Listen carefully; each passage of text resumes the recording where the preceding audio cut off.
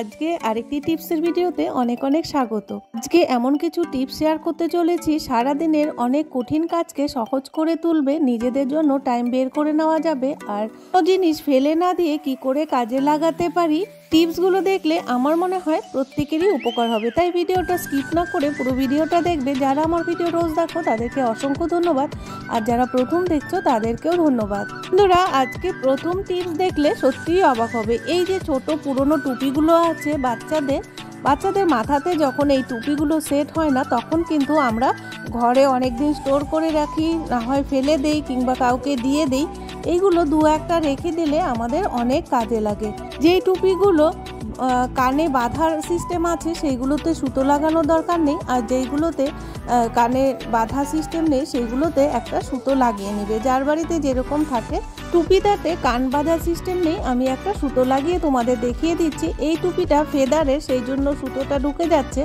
আর যদি ফেদারের না হয় তাহলে একটু সেলাই করে নেবে, নয়তো সাইডে একটু স্ট্যাপলার লাগিয়ে নেবে। সাইডে সুতো ঢুকিয়ে একটু বেঁধে নেবে, তাহলে একটা ব্যাগের মতো তৈরি হয়ে যাবে।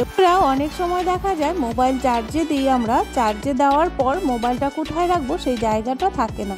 বেশিরভাগ কি করি, মোবাইল চার্জে দিয়ে চার্জারের উপরে কিন্তু মোবাইলটা রেখে দিই। মোবাইলটা তখন যদি ভাইব্রেশনে থাকে, ফোন আসলে কিন্তু কাঁপতে কাঁপতে নিচে পড়ে যায়, তখন মোবাইলটা ভেঙে যায়, নষ্ট হয়ে যায়।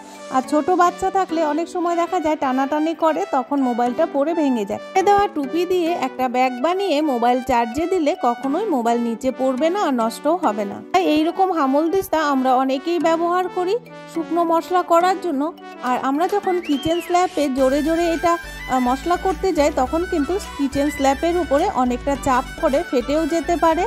তো আমরা এই যে পরে থাকা যে মোজাগুলো আছে, হাত মোজা কিংবা পা মোজা ছোট বাচ্চাদের, এইগুলো তো খুবই ছোট হয়ে যায়, মোজাগুলো একদমই কাজে লাগে না। তো হামল দিস্তাকে একটা মোজা পরিয়ে আমরা যদি এরকম মশলা করি, তাহলে আমাদের কিচেন স্ল্যাবটা কিন্তু খুব ভালো থাকবে। মশলা করার সময় দেখবে খুব জোরে জোরে শব্দ হচ্ছে, সেটাও হবে না, খুব সুন্দরভাবে কাজটাকে করতে পারবে।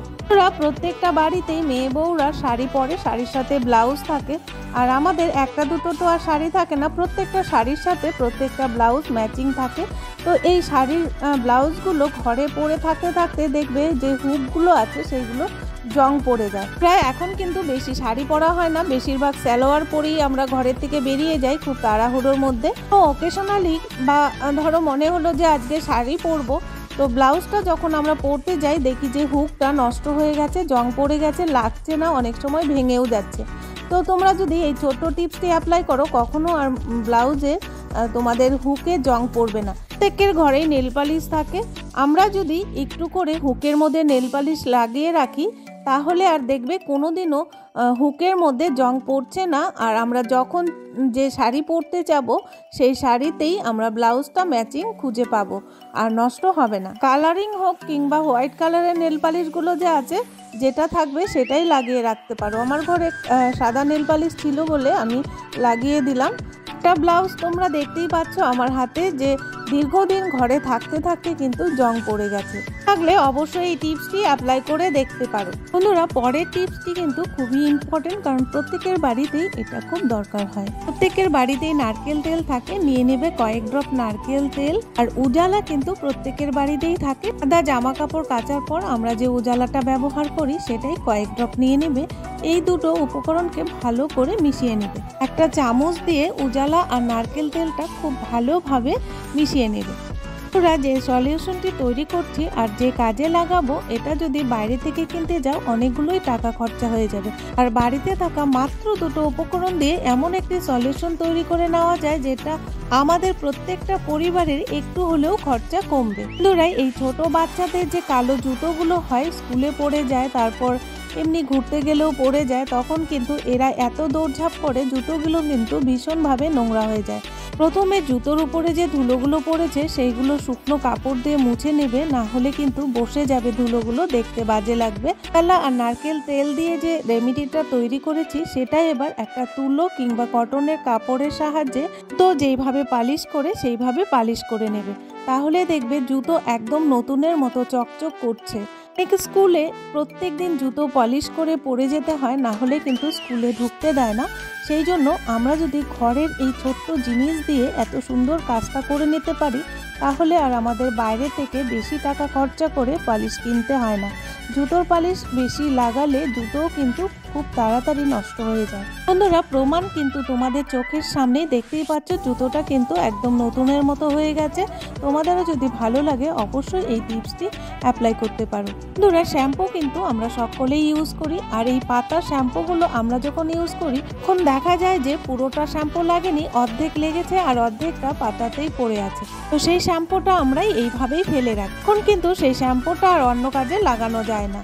যে জামা কাপড় মেলি, শাড়ির ক্লিপগুলো হয়, সেইগুলো যদি এইভাবে শ্যাম্পু স্ট্যান্ড বানিয়ে রেখে দাও তাহলে কিন্তু একটুকু শ্যাম্পু পড়বে না, নষ্টও হবে না, আবার কোনো কাজে সেই শ্যাম্পুটা ইউজ করতে পারবে। বন্ধুরা, শীতের দিনে প্রত্যেকটা বাড়িতেই কিন্তু বেগুন ভাজা হয়, আর বেগুন ভাজা খেতে কিন্তু ভীষণ ভালো লাগে। আর এই বেগুন ভাজতে গিয়ে তেলের কিন্তু 12টা বেজে যায়, কারণ অনেক পরিমাণে এই বেগুনগুলো তেল খেয়ে নেয়। তারপর বেগুন ভাজার পর যখন প্লেটে রাখি দেখবে প্লেটের মধ্যে অনেক পরিমাণে তেল জমে আছে। বন্ধুরা, ডাক্তাররা বলে সবসময় তেল কম খাওয়ার জন্য, কারণ শরীর স্বাস্থ্য ঠিক রাখার জন্য তেল বেশি খাওয়া একদমই উচিত নয়।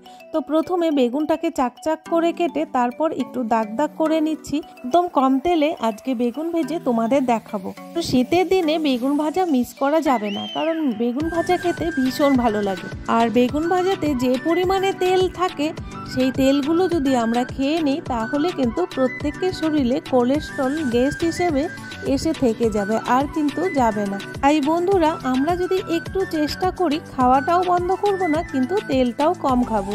বেগুনটা আমি সমস্ত কেটে নিয়েছি চাকচাক করে।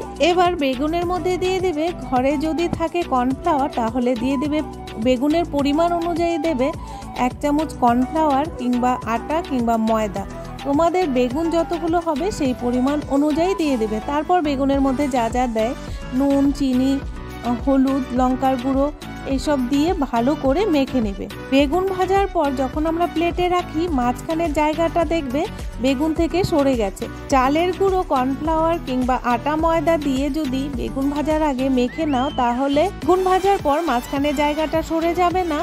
আর আমরা যখন লাঞ্চ কিংবা ডিনারে খাবো থালাতে বেগুন ভাজা দিলে দেখতে সুন্দর লাগবে। বন্ধুরা, বেগুন কিন্তু অবশ্যই 10 মিনিট কিংবা 15 মিনিট নুন হলুদ মাখিয়ে ঢেকে রাখবে, তাহলে বেগুনটা নরম হয়ে যাবে। তারপর দেখো জলটা খুব সুন্দরভাবে ঝরিয়ে নিতে পারবে। বেগুনের থেকে জলটা ঝরিয়ে নিলে একদমই তেল লাগবে না বেগুন ভাজতে, আর বেগুনটা ভাজাও খুব তাড়াতাড়ি হয়ে যাবে, দেখতেও সুন্দর হবে, খেতেও সুন্দর হবে। আমি কিন্তু কড়াইয়ের মধ্যে খুব কম পরিমাণে তেল দিয়েছি, দেখতেই পাচ্ছ 1 চামচের বেশি কিন্তু তেল নেই। আর বেগুনগুলো চিপে চিপে জল ঝরিয়ে আমি কড়াইয়ের মধ্যে দিয়ে দেব। তারপর গ্যাসের ফ্লেমটা একদম লো করে দিয়ে 5 মিনিটের জন্য ঢাকা দিয়ে দেবো। তোরা এইরকম ভাবে যদি কম তেলে বেগুন ভেজে খাও তাহলে কিন্তু শরীরে কোলেস্ট্রল হবে না, সবাই সুস্থ থাকবে। আর বেগুন ভাজার টেস্টটা কিন্তু একই থাকবে। সেটা কম তেলে ভাজার জন্য যে টেস্ট হবে না সেটা কিন্তু নয়, বেগুনের টেস্ট কিন্তু একই রকম থাকবে। বন্ধুরা, বেগুনটা উল্টে দিয়ে আবারও 5 মিনিট ঢাকা দিয়েছিলাম। এবার দেখো বেগুনটা কিন্তু খুব সফট হয়ে গেছে, কেউ কিন্তু ধরতেই পারবে না যে এটা কম তেলে বেগুন ভাজা। তোমাদের চোখের সামনেই কিন্তু আমি ভেজে দেখালাম। তো বেগুনটা কিন্তু খুব সুন্দরভাবে ভাজা হয়েছে, একদম মোমের মতো গলে যাচ্ছে বেগুন। তোরা কড়াইয়ের মধ্যে কিন্তু অবশিষ্ট আর একটু তেল রয়েই গেছে। এবার নামিয়ে আমি দেখাচ্ছি বেগুনগুলো কত সুন্দর সফট হয়েছে। প্রায় যতটুকু তেল আছে আরো 2টো বেগুন কিন্তু ভাজা যাবে। তোরা বেগুনগুলো কত সুন্দর হয়েছে, কেউ দেখলে বুঝতেই পারবে না এটা কম তেলে বেগুন ভাজা হয়েছে। পরের টিপসটি কিন্তু খুবই ইম্পর্টেন্ট। বাঁধাকপি খেতে প্রত্যেকেই ভালোবাসে, বাঁধাকপি সবজি ঘন্ট এসব খেতে কিন্তু দারুণ লাগে। মাছের মাথা দিয়ে বাঁধাকপি খেতেও কিন্তু দারুণ লাগে। তো এইরকম সরু সরু বাঁধাকপি কাটতে অনেকটাই টাইম লেগে যায়। আমরা যদি ছুরি কিংবা কাঁচি কিংবা বটি দিয়ে এইরকম বাঁধাকপি কাটতে যাই তাড়াহুড়োর মধ্যে অনেক সময় দেখবে হাতটা কেটে গেছে, আর আমাদের অনেকটাও টাইম লেগে যাবে। বন্ধুরা, বাঁধাকপি যত ঝিরিঝিরি করে কাটা হয় ততটাই খেতে কিন্তু সুস্বাদু হয়। বন্ধুরা, আজকে আমি ছুরি বটি কাঁচি ছাড়া বাঁধাকপি ঝিরিঝিরি করে কাটার পদ্ধতি শেয়ার করছি। ঘন্টার কাজ মিনিটের মধ্যে হয়ে যাবে যদি তোমরা এই টিপসটি অ্যাপ্লাই করো। এই পাচ্ছ কত সরু সরু হয়েছে বাঁধাকপিগুলো কাটতে কিন্তু আমি বটি কিংবা ছুরি কিচ্ছু ব্যবহার করিনি। বন্ধুরা, আমি এত সুন্দরভাবে ঝিরিঝিরি করে কিভাবে বাঁধাকপি কেটেছি সেটা দেখার আগে আজকের টিপসগুলো তোমাদের কাছে কেমন লাগলো তোমরা অবশ্যই কিন্তু একটা লাইক করে কমেন্টস করবে। যারা নতুন বন্ধু দেখছো তারা অবশ্যই সাবস্ক্রাইব করে বেল নোটিফিকেশনটি অল করে রাখবে, তাহলে আমার নিত্য নতুন ভিডিও ব্লগ বা রেসিপি বা কিচেন টিপস সবার আগে তোমাদের কাছে পৌঁছে যাবে। এই টিপসগুলো যদি তোমরা মনে করো একটু হলেও তোমাদের হেল্প হচ্ছে আর ভালো লেগেছে, তাহলে অবশ্যই বন্ধু আর ফ্যামিলিদের সাথে শেয়ার করতে একদমই ভুলবে না। একটা বাঁধাকপি নিয়েছি, সেই বাঁধাকপির উপরের পাতাটা একটু নষ্ট আছে, সেই জন্য ফেলে দিলাম। তোরা এবার বাঁধাকপিটাকে 4 ভাগ করে নিতে হবে। ফ্রি কিংবা বটি তোমাদের যেটা সুবিধা মনে হয় সেটা দিয়েই কেটে নেবে। তোরা অনেক সময় কি হয়, অফিসে যাওয়ার অনেকেরই তাড়া থাকে, তখন কি হয় বাঁধাকপি সবজি করবে, তখন বাঁধাকপি কাটতে অনেকটাই লেট হয়ে যায় আর রান্নাটাও আমাদের অনেক দেরি হয়ে যায়। বন্ধুরা, যারা নতুন রাঁধুনি একদমই ছুরি বটিতে কাজ করতে পারে না, তাদের জন্য কিন্তু এই টিপসটি খুবই উপকারী। এরকম ভাবে যদি বাঁধাকপি কেটে নাও তাহলে কারোরই হাত কাটবে না আর খুব সহজেই ঘন্টার কাজ মিনিটের মধ্যে কিন্তু হয়ে যাবে। বন্ধুরা, প্রত্যেকের বাড়িতেই কিন্তু জল খাওয়ার গ্লাস থাকে, যেই গ্লাসগুলো মুখটা একটু ধার মতো হবে সেই গ্লাসগুলোই নেবে আর এই গ্লাস দিয়েই ঘন্টার কাজ মিনিটের মধ্যে করে নিতে পারবে।